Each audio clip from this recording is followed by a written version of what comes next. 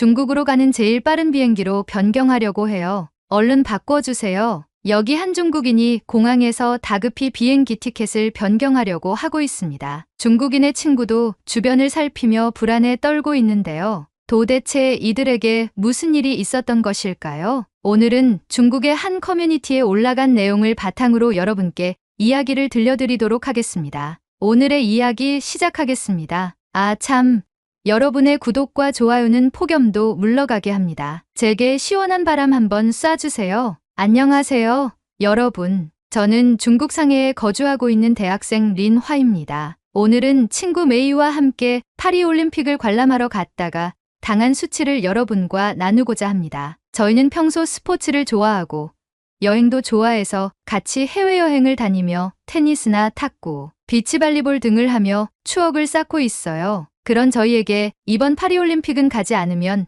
후회할 여행지였기 때문에 개막식이 열리기 이전부터 올림픽이 끝나는 날까지 여행 계획을 세웠죠. 오래전부터 기다려왔던 파리로의 올림픽 여행이 우리를 설레게 했습니다. 드디어 꿈에 그리던 파리로 떠나게 되었고 비행기를 타고 내리는 순간부터 우리는 설렘을 감출 수 없었습니다. 올림픽 개막식이 열리기 이틀 전 우리는 파리에 도착했습니다. 파리에 도착한 저희는 우선 파리의 유명한 관광지 탐방부터 진행했어요. 에펠탑, 노트르담 대성당, 루브르 박물관 등 파리의 유명한 관광지를 방문하며 그곳의 아름다운 풍경과 독특한 문화에 흠뻑 빠져들었습니다. 센강을 따라 거리를 걸으며 현지인들과 올림픽에 대한 대화를 나누고 미식의 도시 파리에서 프랑스의 다양한 음식을 맛보면서 우리는 그곳의 매력에 완전히 빠졌죠. 파리의 낭만과 예술적인 분위기는 우리의 여행을 더욱 특별하게 만들어 주었습니다. 올림픽이라는 특별한 행사를 직접 경험할 수 있다는 생각에 우리는 다가오는 개막식이 무척 기다려졌습니다. 마침내 올림픽 개막식 날이 다가왔습니다. 비가 내려 우중 개막식이 진행되긴 했지만 파리의 센강을 따라 펼쳐진 개막식 행사의 규모는 상상을 초월하였습니다. 각국 선수단이 유람선을 타고 입장하였고 센강을 사이에 두고 좌우의 내륙을 이은 수십 개의 다리와 센강의 강변에서는 다양한 문화 공연이 진행되며 보는 이들로 하여금 세계 최고의 축제임을 당당히 보여주었죠. 저와 메이는 이 특별한 순간을 함께하는 것만으로도 큰 감동을 받았고 앞으로의 파리올림픽을 어떻게 즐길지에 대한 고민이 커지기 시작했습니다. 우선 우리 중국이 올림픽에서는 항상 상위권을 차지하고 다양한 종목을 출전하기에 어떤 종목을 볼지에 대한 고민이 가장 컸습니다. 이번 중국 대표단은 코로나로 얼룩진 우리나라의 명예를 올림픽 종합순위 1위로 되찾겠다는 각오를 하며 출정을 했기 때문에 선수들의 노력이 수많은 종목에서 금빛을 발할 수 있을 것 같았죠. 하지만 현장에서 표를 구매하는 것은 대단히 어려운 일이었습니다. 이미 유명 종목들은 매진이 되었고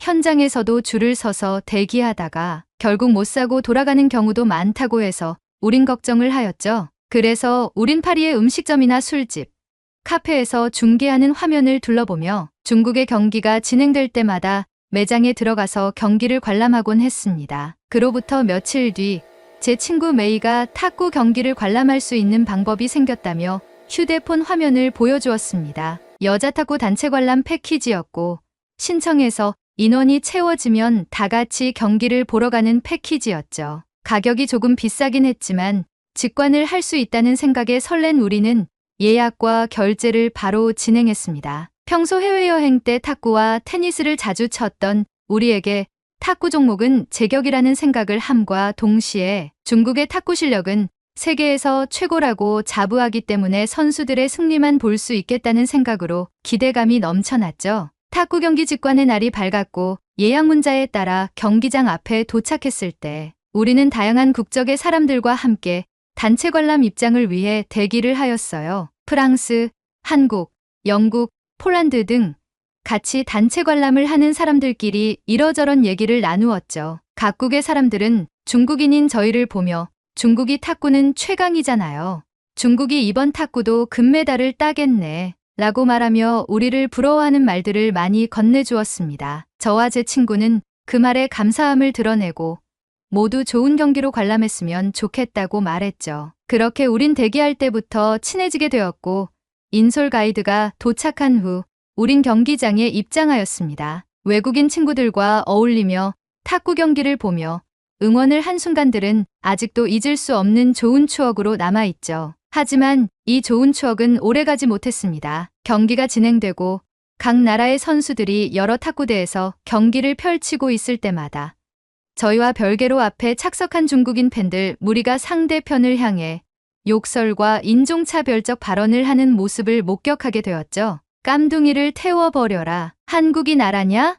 미개한 민족이니 밟아버려라. 대만은 중국의 속국이다 기권해라. 저 코쟁이들의 코를 낮춰줘라. 등 그들의 무분별한 발언은 점점 도를 넘었고 저와 메이는 그 모습을 보고 부끄러움을 느꼈습니다. 그리고 그들은 많은 인원으로 상대 선수의 점수에는 야유를 보내고 우리나라 선수가 득점을 하면 짜요?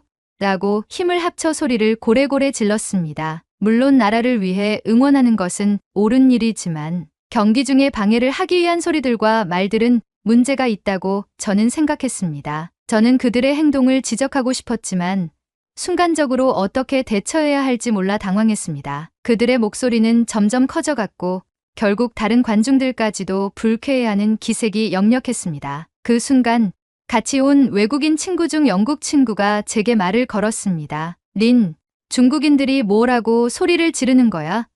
뜻을 모르겠는데 계속 같은 단어가 들려서 말이야. 메이와 저는 눈빛으로 서로에게 어떻게 해야 할지 물었지만 아무런 대답도 떠오르지 않았고 그냥 중국 팀을 응원하는 소리다. 힘내라, 잘한다 등의 말들이야 라고 말했습니다. 그런데 우리를 더욱 당황스럽게 한 일이 생겼죠. 옆에 앉아있던 한국인인 지수라는 친구가 저희에게 물었어요. 짜요. 라는 단어는 하도 많이 들어서 알겠는데 다른 단어들은 뭔가 상대를 공격하는 발언 같은데 그 뜻이 아니야? 라고 말하는 거예요. 저와 메이는 당황했지만 아니라고 중국인을 감싸며 대꾸하였고 지수를 포함한 외국인 친구들은 그런가 보다 하며 지나갔습니다. 결국 중국이 금메달을 차지하였고 외국인 친구들은 역시 중국이 강해, 대단해, 중국의 탁구는 세계 1위야 라고 말하며 우리를 축하해줬어요. 하지만 우리는 축하를 받고 있긴 했지만 한편으로는 무거운 마음이 계속 생겼죠. 경기장을 나선 우리들은 프랑스 친구인 에미르의 제안으로 다 같이 근처의 술집으로 자리를 옮겼습니다. 다 같이 음식과 주류를 주문하고 관람했던 탁구 경기에 대해 소감을 이야기하며 저와 메이의 마음이 한결 가벼워질 때쯤 다시 저희의 마음을 불안하게 만든 순간이 찾아왔습니다. 술집의 TV에서 탁구 경기 하이라이트와 함께 중국 팬들의 욕설 장면이 그대로 송출되고 있었죠. 저는 평정심을 찾기 위해 중국어니까 나만 알아듣겠지라고 생각하며 조용히 있었지만 마음 한구석에는 불안함이 가득했습니다. 외국인 친구들은 TV를 가리키며 와 린 메이, 너희 중국이 따끈한 소식으로 방영되고 있어.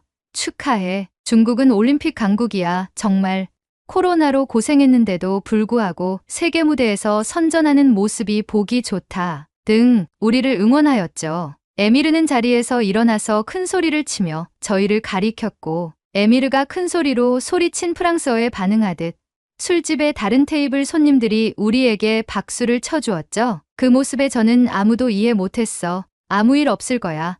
지금 이 순간을 즐기자. 라고 생각하며 박수에 화답했습니다. 메이는 옆에서 불안한 건지 부끄러운 건지 제 팔을 내렸고 저는 메이를 향해 무시해 어차피 중국어는 알아듣지 못하잖아. 즐겨 메이라고 하며 기분을 풀어주었습니다. 그렇게 술자리가 마무리되고 친구들과 헤어진 후 숙소로 돌아와 잠이 들었습니다. 하지만 불행은 여기서 시작되었습니다. 파리의 도심을 걸으며 저와 메이는 카페에서 여유를 즐기기 위해 이동 중에 있었습니다. 그때 한 외국인이 우리를 향해 치노 라고 외치는 것이었죠. 우리는 중국을 치노라고 부르는 자체가 인종차별적인 말이라 우라가 치밀었지만 이미 해외여행을 하며 많이 겪어본 일이라 대수롭지 않게 똥밟았다 생각하며 넘어갔습니다. 그런데 그게 다가 아니었습니다. 메이와 카페에 도착하고 음료를 주문한 뒤 카페에 설치된 TV를 보고 있었습니다. 그런데 프랑스 언론에서 뉴스를 보도 중이었는데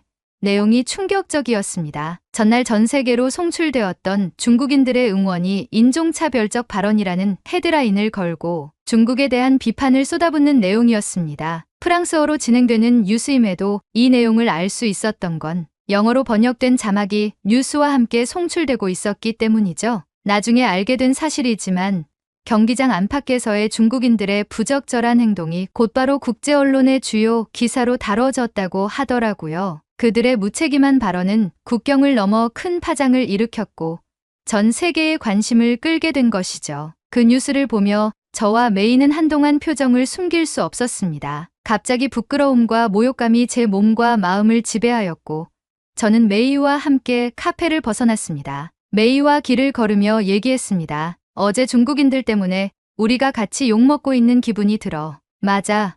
부끄러워서 고개를 들 수가 없어. 전 세계가 화합하는 장에서 저런 인종차별적인 얘기를 한다는 것 자체가 이해가 안 가. 어제 뭐라고 다그쳤어야 하는데 그러지 못해서 속상해. 린, 이미 지나간 일이야. 우리 여행 왔잖아?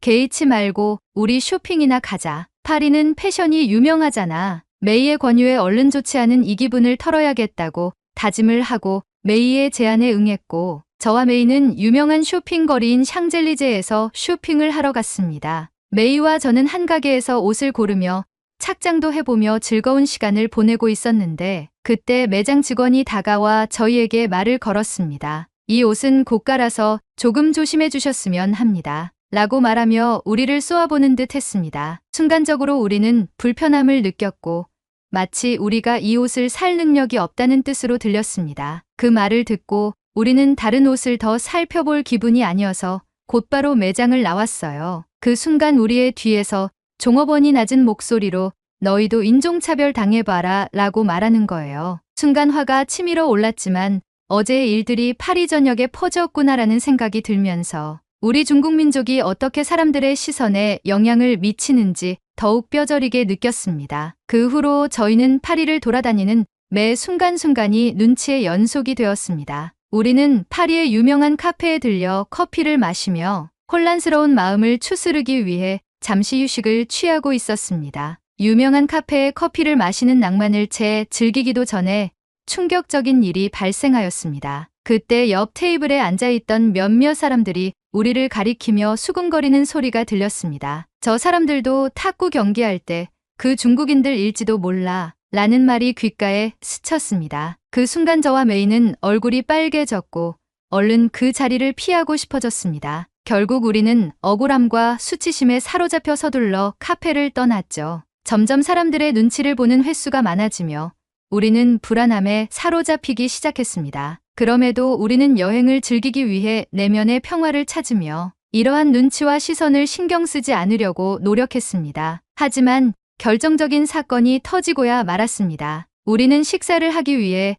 손님이 많지 않은 한적하고 조용한 음식점을 찾아 들어갔습니다. 종업원은 밝은 표정으로 우리를 맞이해 주었고 우리는 마음을 한결 놓은 상태로 테이블에 앉아 메뉴를 주문하려고 했습니다. 그때 종업원이 우리에게 어디서 왔냐고 물었습니다. 그 순간 저는 파리에서의 모든 불편한 경험들이 떠올랐고 순간적으로 분위기가 심상치 않음을 느껴 한국에서 왔다고 대답했습니다. 근데 제 선택이 아주 잘못된 선택이었습니다. 종업원이 한국어로 말을 거는 것이었습니다. 하지만 한국어를 전혀 모르는 저와 메이는 우물쭈물하다가 어눌한 발음으로 안녕하세요 라고 대답했습니다. 그 순간 종업원은 우리가 한국인이 아니라는 것을 눈치라도 챈 듯 표정이 상기되더니 다시금 영어로 음식 가져다 드리겠습니다 라고 영어로 말을 하며 자리를 떠났습니다. 메이는 제게 왜 한국인이라고 했냐고 다그쳤고 저는 메이에게 나도 후회 중이라고 했습니다. 그리고 음식이 나오고 우리는 눈치를 보며 음식을 먹었습니다. 무슨 맛으로 어떻게 음식을 먹었는지 기억도 나지 않을 정도로 메이와 저는 아무런 말도 없이 조용하지만 허겁지겁 음식을 먹었습니다. 그리고 식사를 마치고 결제를 위해 카운터로 향했고 결제할 때 저희는 무사히 넘어갔으면 했습니다. 하지만 프랑스 종업원은 영어로 저희에게 단호하게 말했습니다. 한국인인 척하지 마세요. 중국인인지 일본인인지 모르겠지만 이런 행동은 매우 부적절합니다. 라고 말했습니다. 그 말을 들은 저는 수치심과 죄책감에 휩싸였고 친구와 함께 급히 음식점을 빠져나왔습니다. 그 이후 저희는 숙소로 바로 돌아가기로 마음을 먹었고 숙소로 걸어가는 길에서조차 지나가는 사람들의 시선이 두려워 고개를 들 수 없었습니다. 우리는 그날 밤 늦도록 우리의 행동에 대해 이야기했습니다. 그리고 다음 날도 악몽은 이어졌습니다. 거리의 카페에서 커피를 마시려고 할 때에도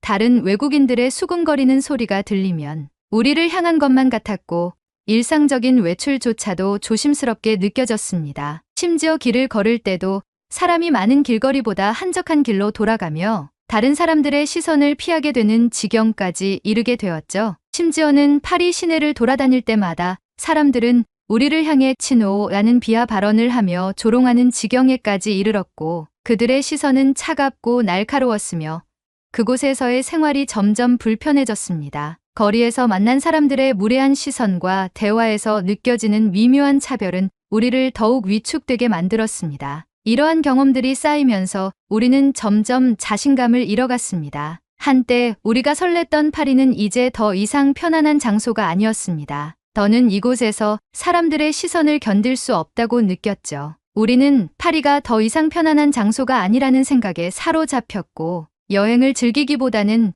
빨리 집으로 돌아가고 싶다는 생각이 들기 시작했습니다. 그래서 저와 메이는 다시 중국으로 돌아가기로 마음을 먹었고 숙소로 돌아와 황급히 짐을 싸기 시작했습니다. 호텔에서 택시를 잡고 우리는 공항으로 출발하였습니다. 그런데 택시를 타고 가는 길에 택시 기사가 대화를 시도했습니다. 파리올림픽은 잘 즐기셨습니까?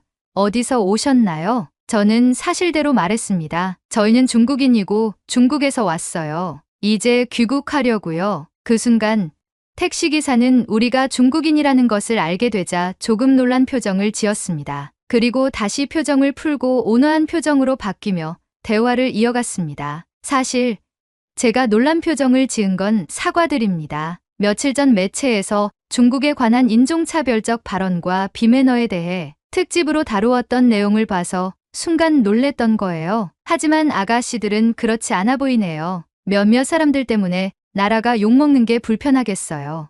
그쵸? 저는 그 말을 듣고 공감하며 말했습니다. 사실 우리는 폐막식까지 올림픽을 즐기고 싶었는데 그러지 못해요. 많은 사람들이 중국인을 좋지 않게 보고 있고 경기장 밖에서 인종차별을 하지 않는 중국인들이 차별을 받고 있어요. 힘들어서 귀국합니다. 저희도 중국 팬들의 발언에 불편함을 느꼈어요. 그런데 그들을 대신해 우리까지 욕을 먹고 있으니 정말 힘드네요. 제 말을 듣고 택시기사는 잠시 생각에 잠기더니 말했어요. 중국은 아름다운 문화와 전통을 가지고 있습니다. 저도 9년 전에 중국으로 여행을 다녀왔죠. 그때도 느꼈지만 몇몇 소수의 중국인들이 차별과 편견을 가지고 있는 모습을 많이 봤어요. 하지만 이건 결국 서로가 소통하며 편견을 깨고 더 나아가 화합을 해야 하는 것이 현대 사회에 걸맞는 길이라고 생각합니다. 너무 상심하지 말아요. 택시기사의 말에 저도 모르게 눈물이 터졌어요. 메이도 제 마음을 공감하듯 저를 달래주었고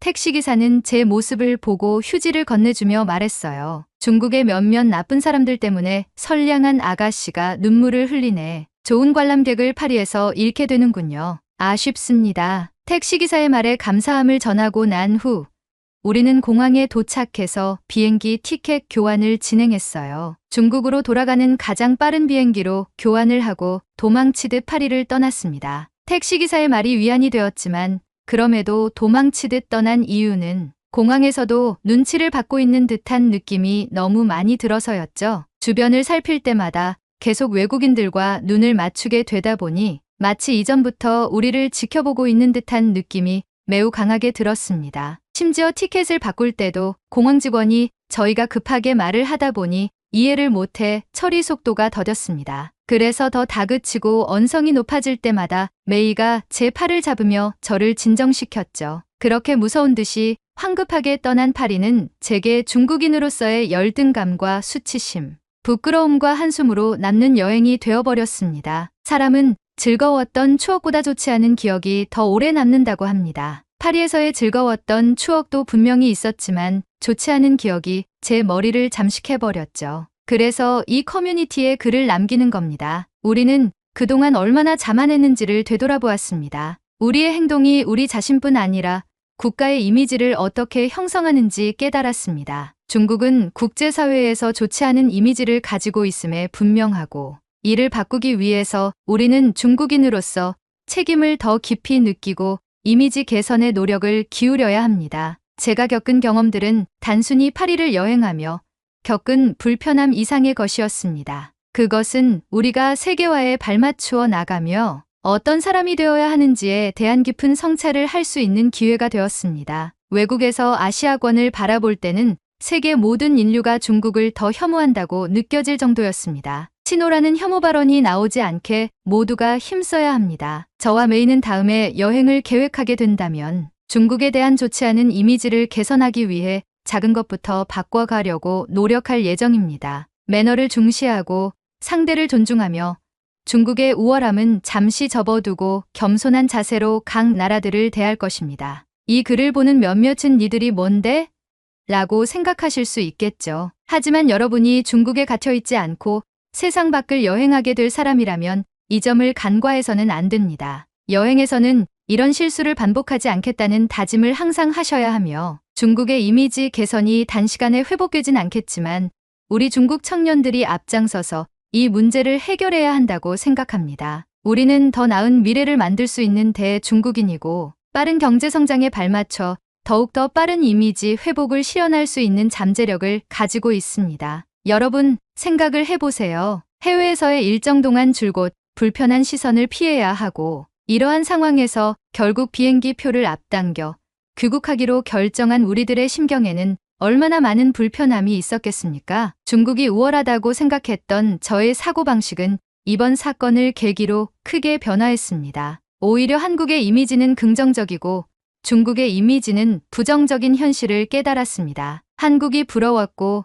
우리 중국도 해외에서 존중받는 국가가 되길 바라는 마음이 간절했습니다. 저는 귀국하는 비행기 안에서도 우리는 이번 여행이 남긴 교훈에 대해 깊이 생각하게 되었습니다. 이 경험은 단순한 여행 이상의 것이었습니다. 그것은 우리가 어떤 사람이 되어야 하는지, 그리고 중국인으로서 어떻게 행동해야 하는지를 가르쳐 주었습니다. 앞으로도 우리는 이러한 노력을 계속해 나갈 것입니다. 그리고 언젠가는 중국이 전 세계에서 존중받는 국가가 되기를 희망합니다. 우리는 우리 자신이 중국의 미래에 중요한 역할을 할 수 있다는 것을 여러분이 느꼈으면 하는 바람에 이렇게 장문의 글을 씁니다. 현실을 직시하세요. 우리는 할 수 있습니다. 오늘의 이야기는 여기까지입니다. 파리올림픽에서의 중국이 한 인종차별적인 발언에 충격이 심합니다. 나라가 부강하려면 겸손의 미덕을 갖추어야 한다고 생각하는 사람으로서 이 사연은 정말 안타깝습니다. 오늘의 이야기에 대한 생각을 여러분의 댓글로 남겨주세요. 그리고 오늘의 이야기가 마음에 드신다면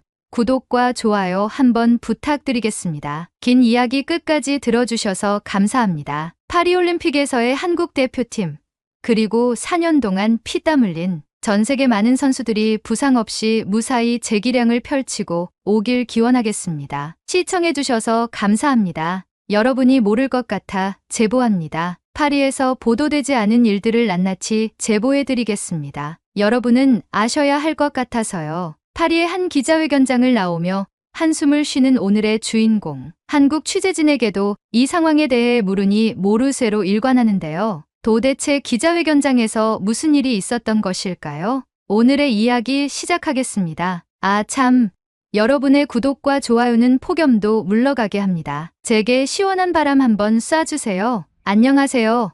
한국 여러분, 반갑습니다. 파리 현지에서 선수단 인터뷰 및 올림픽 취재를 진행 중에 있는 엘리샤 커입니다. 현재 한국만 모르는 비하인드 스토리들이 많을 것 같아 이렇게 취재 도중 제보를 드립니다. 현재 파리는 미비한 준비와 각종 실수로 잡음이 커지는 것만 번지르르한 올림픽으로 진행 중입니다. 이 역시도 저희 미국 외신들에게는 기사거리로 많이 활용되어 왔고 아마 한국 여러분도 많이 아실 거라 믿습니다. 현재 파리는 자신들의 껍데기만 감싸고 꾸밀 줄 알고 속을 파헤쳐보면 부족한 것 투성이입니다. 여러분도 아시다시피 대표적인 예로 수질로 고통받았던 생강에서 결국 트라이애슬론을 진행했죠. 그리고 결국 캐나다의 타일러 미슬로 축구 선수는 결승선을 통과함과 동시에 구토를 10번이나 진행했죠. 아직 정확한 사유는 밝혀지지 않았으나 개막식 때 우천으로 인해 생강 수질이 악화된 이후 트라이애슬론과 수영 마라톤 훈련이 전면 취소되었었고, 심지어 트라이애슬론 경기 이전 수질 검사에서도 대장균 적정 수치를 초과한 결과값이 도출됨에 따라 전 세계 모든 언론들은 이 부분을 집중 조명했죠. 우리 미국의 세스라이더 선수도 이 부분을 염려해 자신의 소셜미디어에 대장균에 적응을 하기 위해 화장실을 이용 후 손을 씻지 않고 생활했다고 할 정도니 이 파급력은 기사거리로 충분하였죠. 그리고 한국 여러분이 제일 잘 아시는 장면이죠. 개막식 때 프랑스어로 한국을 북한으로 소개한 사건이요. 저는 미국 기자이기 때문에 이 부분에 대해서는 제 동료한테 들었던 부분입니다. 올림픽 때마다 나라의 국호를 정확하게 부르며 소개를 하는 것이 기본임에도 불구 파리는 대형 사고를 터뜨린 셈이죠. 후에 한국의 대통령에게 공식 사과를 했다고는 들었지만 아마 미국을 상대로 실수를 했다면 공식 사과로 끝날 부분이었을까요? 한국이 선진국 반열에 이미 올라선 지도 몇 해가 지났습니다. 그럼에도 이런 부분을 실수한다는 것은 개인적 견해로 보았을 때는 한국이라는 나라를 괄시하지 않았나 하는 생각이 듭니다. 자국에서 열린 올림픽임에도 불구하고 남자 양궁 단체전에서 2위를 한 프랑스 자국의 국기를 3위로 개양하는 해프닝도 있었죠. 그리고 농구 경기에 출전한 남수단의 국가 연주에서 국가를 잘못 틀고 방치해 약 20초가량 흐른 뒤 국가가 중지되었고 3분이 흐른 뒤 남수단의 국가가 흘러나오며 많은 팬들의 야유를 받았습니다. 이 밖에도 공식적으로 실수를 일삼는 파리올림픽 조직위의 행보를 각 나라가 집중 조명을 하고 있는 와중에 기자회견장과 선수촌 인근에서는 선수의 각오나 경기가 끝난 직후 소감에 대한 인터뷰가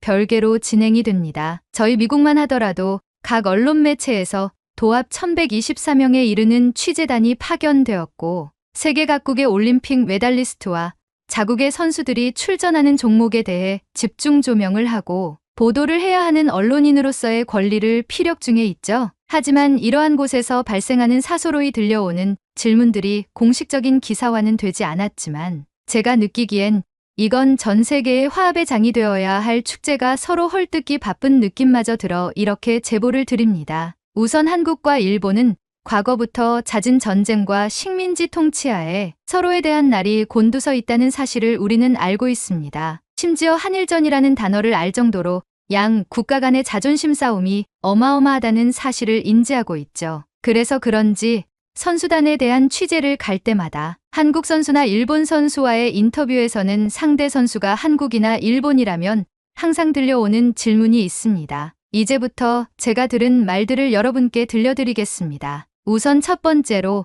일본의 탁구 선수인 히라노미우 선수가 한국의 신유빈과의 탁구 단식 경기를 준비할 때 각 선수의 각오를 듣기 위해 프레스존에 갔었습니다. 일본 외신이 줄을 이루었고 같이 8강을 준비하는 한국의 외신과 중국, 대만, 오스트리아 외 각국의 외신들이 인터뷰를 진행했습니다. 처음엔 형식대로 흘러갔습니다. 각오가 어떻게 되냐? 상대 선수의 어떤 부분을 공략할 것인가?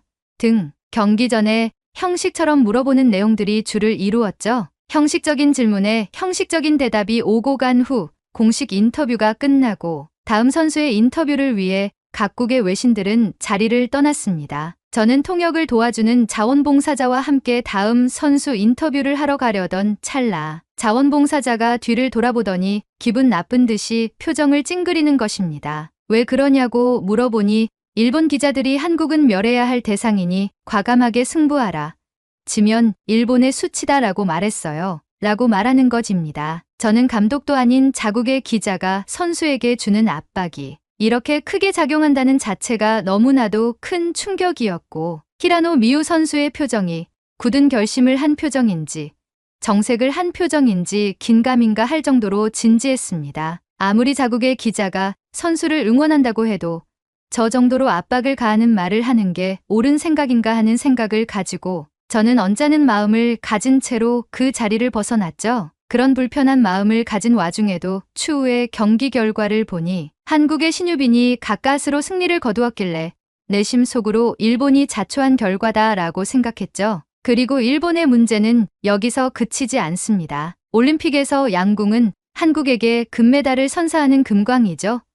저 역시 한국의 양궁 경기를 취재할 때마다 한국인의 정교함과 세밀함, 진중함을 높이 사기에 취재라는 느낌보단 즐기러 가는 경우가 많습니다. 그리고 이번 파리올림픽 역시 이변은 없었죠. 한국이 금광에서 금을 모두 수확했기 때문입니다. 하지만 여기서 또 듣기 싫은 잡음이 발생했었죠. 파리올림픽 여자 개인전에서 한국의 임시연 선수가 금메달을 목에 건 이후 각국의 기자들과 함께 프레스룸에서 기자회견을 했습니다. 각국의 기자들은 한국의 우월하고 높은 수준의 양궁 실력에 찬사를 보내고 비법을 알려달라고 하며 우리나라들도 양궁을 잘해야 양궁이라는 스포츠가 다 같이 발전하지 않겠냐며 농담 어린 부러움의 질문을 던지는 외신도 있었죠. 그렇게 화기애애한 인터뷰가 진행되는 도중 이 분위기를 싫어하는 듯이 일본의 한 여기자는 정색을 하며 질문을 하였습니다. 우선 축하하고요. 질문하겠습니다. 한국 양궁 선수들이 각종 국제대회에서 좋은 성적을 내는 것은 인정합니다. 허나 한국의 성과가 한국의 양궁협회의 과도한 지원 덕분이라고 보는 시각도 있습니다. 돈으로 성과를 올리는 현 실태가 과연 공정한 스포츠 정신에 부합한다고 생각합니까?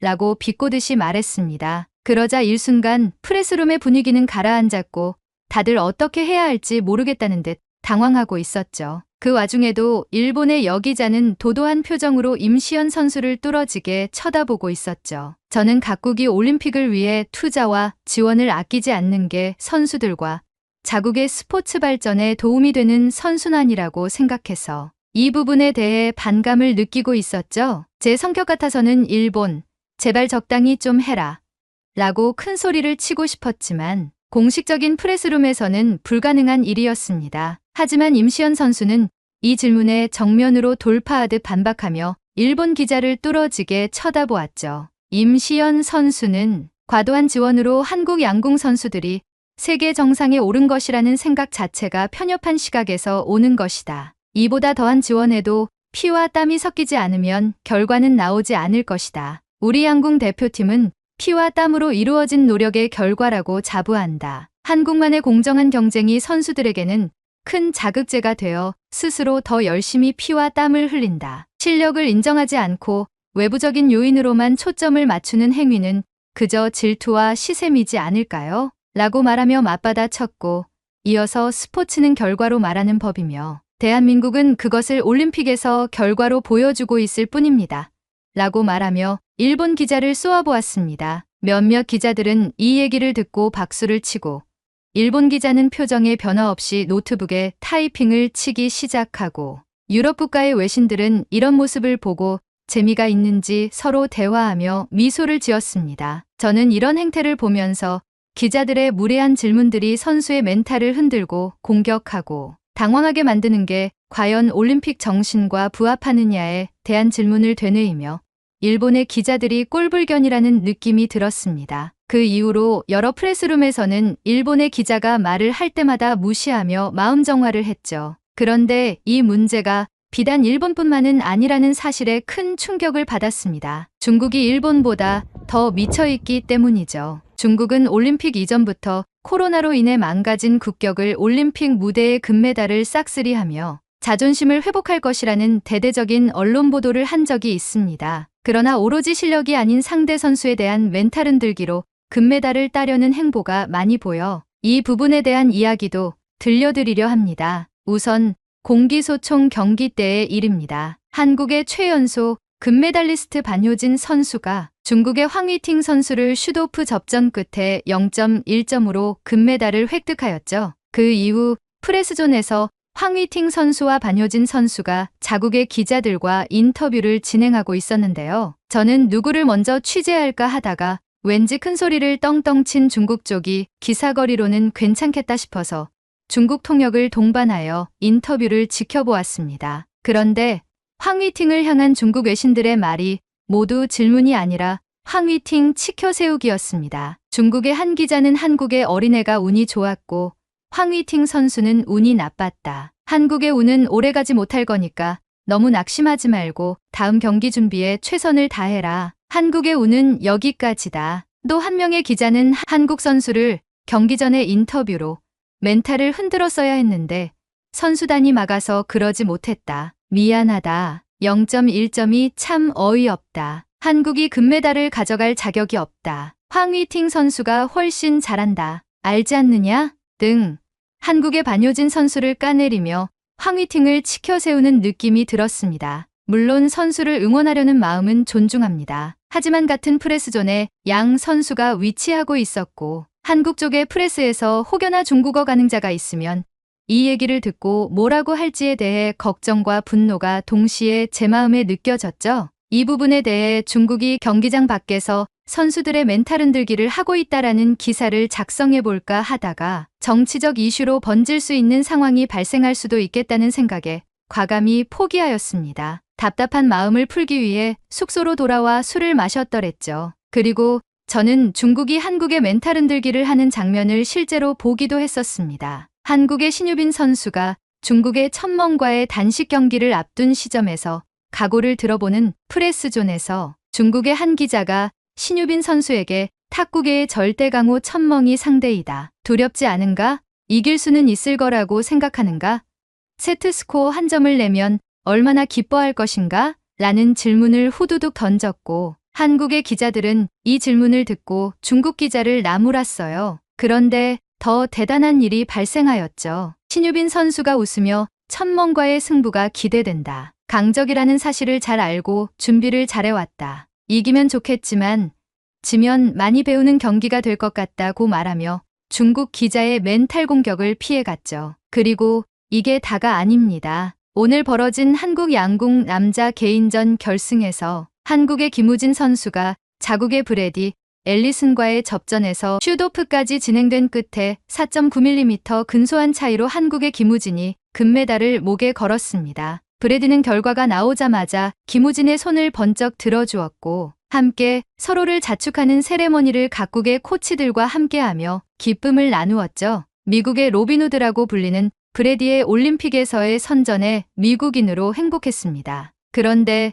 그 행복한 기분은 오래가지 않았죠. 양궁 결승이 끝나고 브래디와의 기자회견장에서 중국 외신들의 어이없는 질문으로 미국의 외신들이 황당함을 금치 못했습니다. 중국의 한 외신 기자가 말했습니다. 이번 대회에서 떠오르는 신성 중국과 정상의 자리에 서 있는 한국, 양 국가를 모두 상대해본 입장으로서 각 선수들에 대한 소감이 어떠셨습니까? 현재 중국을 비롯해 전 세계가 양궁 종목에서만 한국을 넘어서지 못하는데 혹시 미국의 레전드로서 아는 바가 있으십니까? 2023년 중국이 한국을 세계선수권 대회에서 꺾으며 양궁 종목에서 두각을 나타내고 있다고 생각했지만 우리는 벽에 막혔습니다. 당신도 한국과의 결승전에서 결국 넘지 못했죠. 어떻게 해야 한국 양궁을 이길 수 있을까요? 중국 외신들의 황당 질문에 어이가 없었고 이 질문을 직접 들은 브래디도 난처한 듯 이마를 긁었습니다. 하지만 이내 대답을 하였고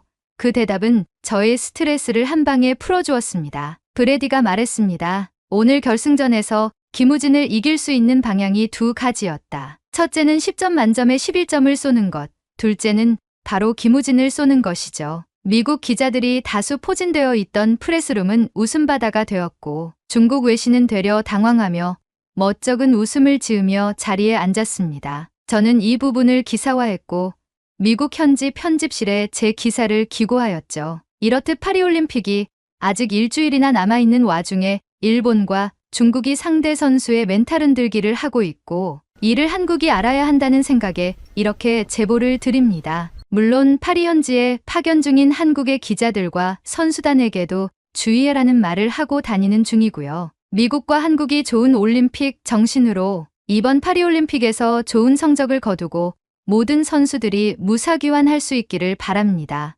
우리 모두 힘냅시다. 파리 현지에서 날아온 따끈한 제보 어떠셨나요? 저는 이 제보를 받자마자 각종 커뮤니티나 검색 엔진에 검색을 돌려보았는데 유사한 기사가 한두 개는 나오지만 이 모든 내용이 나오진 않아 제 나름대로 충격을 먹고 있습니다. 그럼에도 타지에서 상대 국가의 멘탈 작전에 휘말리지 않고 집중하며 선의의 경쟁을 펼치는 태극전사들과 태극낭자들이 자랑스럽습니다. 올림픽이 끝나는 날까지 아낌없이 응원하겠습니다. 오늘의 이야기 어떠셨나요? 오늘의 이야기가 마음에 드신다면 좋아요와 구독 부탁드리겠습니다. 파리올림픽에서의 한국 대표팀, 그리고 4년 동안 피땀 흘린 전 세계 많은 선수들이 부상 없이 무사히 재기량을 펼치고 오길 기원하겠습니다. 시청해주셔서 감사합니다.